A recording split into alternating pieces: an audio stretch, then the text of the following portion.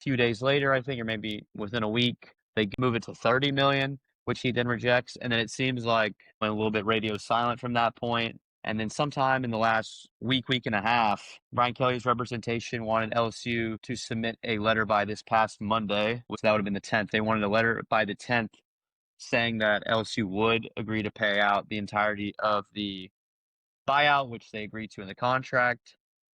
Obviously, Monday came and passed. LSU did not do that, and they actually informed Brian Kelly and his representation that they were arguing essentially that Scott Woodward didn't have full authority to fire Brian Kelly, and then he acted potentially solo.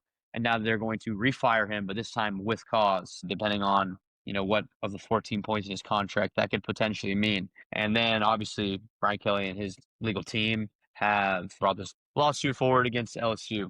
With everything that's been happening between Governor Landry and just the optics of this whole situation we seem to have gotten ourselves in, I think everyone has just been like, oh my God, this makes us look terrible. This looks like a shit show. And in a vacuum, I would agree. If this is all that comes of it and they're going to do this whole legal process, then this is really bad and does look really bad. But listening to some other people talk about it, I don't think that's going to happen. And I essentially can just play both sides of why I think this will get settled in the next month or two.